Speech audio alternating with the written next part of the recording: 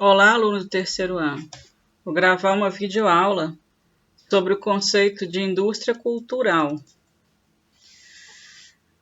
Para a gente entender o conceito de indústria cultural, a gente tem que primeiro, eu tenho que dar uma explicação para vocês do que foi a Escola de Frankfurt, né?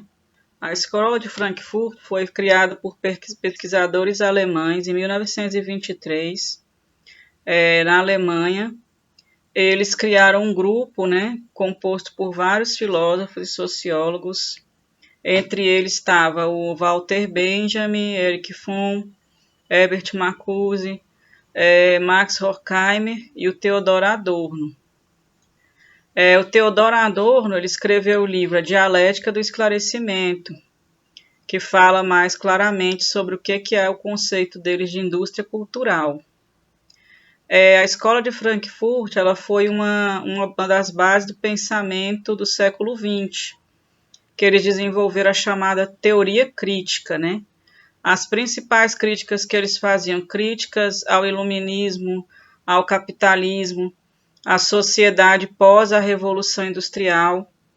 Eles utilizavam como referência o pensamento de Karl Marx, pensamento de Nietzsche, também filósofo alemão, e um pouco de psicanálise, também misturado com as teorias marxistas e nietzschianas.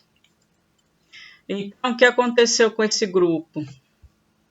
Durante o regime nazista na Alemanha, que se instalou oficialmente na Alemanha em 1933, né, ocorreu a perseguição aos judeus e esses filósofos eram judeus, né, eram intelectuais semitas alemães, principalmente o Adorno e o Horkheimer, né?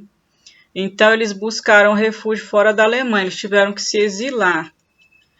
E aí, devido à origem judaica deles, eles sofreram a perseguição, né, o antissemitismo, que foi também tema da filosofia dos teóricos da Escola de Frankfurt. Eles usaram esse tema para criticar o nazismo, os regimes autoritários, né? Então, qual é a crítica deles ao iluminismo? O iluminismo era o ideal intelectual da época que afirmava que o avanço científico e tecnológico levaria a um avanço na sociedade, né? Como se fosse uma espécie de evolucionismo, um pensamento evolucionista. Então, eles mostram que o que resultou com a sociedade industrializada, capitalista, foi justamente o oposto da evolução. Ocorreram duas grandes guerras mundiais, ocorreu a ascensão do totalitarismo na Europa, né, várias ditaduras na Alemanha, o nazismo, na União Soviética a ditadura stalinista, na Itália o fascismo, aumento da desigualdade social, da miséria, a má distribuição de renda, né, na população mundial em geral. Então, Adorno e Horkheimer, eles perceberam que o ideal iluminista de progresso, de fé na ciência para progredir, tinha sido fracassado, né? É fato que a tecnologia tinha se desenvolvido, que as técnicas haviam sido aprimoradas e que tinha, né, a produção de mercadorias em larga escala. Mas o problema disso é que o capital continuava concentrado na mão de poucos, né, das elites, e ocorreu também a aliança dos governos autoritários com os grandes produtores de alta tecnologia, criando a indústria bélica, né, uma indústria que beneficiava os regimes totalitários. Por exemplo, a câmara de gás, que foi utilizada pelos nazistas, né, entre 1942 e 1945, é um exemplo de tecnologia utilizada para barbárie, né? E é isso que eles chamavam de barbárie, que era usar a racionalidade e o desenvolvimento científico contra vidas humanas, para exterminar pessoas, né? Então eles falavam que o fenômeno do avanço tecnológico e racional da humanidade, sem uma reflexão humanista, teórica, uma crítica, teria levado à barbárie e não a uma evolução da sociedade. Então, eles chamavam essa utilização da ciência para desenvolver a indústria bélica, para apoiar os regimes totalitários, chamavam isso de razão instrumental, que é uma utilização técnica da razão sem uma reflexão, né? O único objetivo de obter lucro, de competir entre as pessoas, manter a ordem capitalista, a ideologia da sociedade capitalista. Então, eles observaram que para manter a ideologia da sociedade e para manter as massas conformadas, era necessário o surgimento da mídia. Foi necessário o surgimento da mídia. A palavra mídia significa meio, né? Que no caso seriam os meios de comunicação. Que naquele período era o rádio, os jornais, o cinema, né?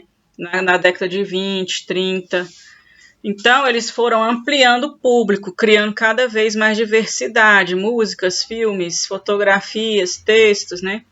Para disponibilizar o acesso dessa produção cultural para a grande massa da população. E aí, quais são os princípios dessa indústria cultural? É produzir conteúdos que são facilmente assimilados, né, pela massa. E também que seja uma forma de lazer, para que a massa se sentisse mais motivada a trabalhar e não pensaria em se revoltar contra o sistema capitalista. Então, nesse momento que surge a indústria cultural, né, com esses ideais. A indústria cultural, ela trata os espectadores como uma massa, ela não considera o indivíduo como na sua individualidade, na sua singularidade, né? Todos são iguais, todos querem as mesmas coisas, nivela por baixo as diferenças intelectuais, né? Utilizando os canais de comunicação para poder passar a ideologia dominante. E é claro que essa produção vai ter o quê? Vai ser uma obra artística de baixa qualidade, né? Então, o Adorno fala assim, é uma obra de arte menor, porque ela não está comprometida com os valores humanistas, né? Ela está comprometida com o sistema capitalista e com a dominação das massas. Então, tem que ter um acesso fácil, né? Ela tem que atingir cada vez uma quantidade maior de pessoas para manter as pessoas conformadas e manter a propagação daquela ideologia, como se fosse um sistema de dominação, né? É o que o Gramsci chamava de aparelhos de persuasão. O Antônio Gramsci, que é um sociólogo italiano, que eu falei para vocês na última aula sobre a hegemonia, conceito de hegemonia. O que é o conceito de hegemonia? É a ideologia dominante na sociedade.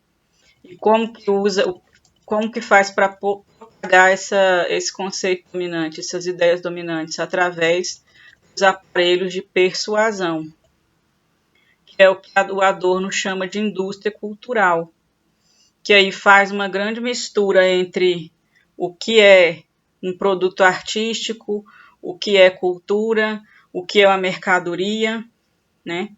E aí acaba sendo que a própria arte hoje virou uma mercadoria também. Mesmo produto que ele está no meio dessa indústria cultural, e hoje a gente consegue perceber que não tem como separar, né? Pode estar ali no meio, como um filme hollywoodiano, pode estar um filme que tem uma qualidade artística, né? Só que ele está ali misturado e ele é uma mercadoria também. Então, na próxima aula, eu continuo com vocês. Eu vou passar uma lista de exercício e vou passar também os slides para vocês, tá? 3 slides de 3 capítulos do livro.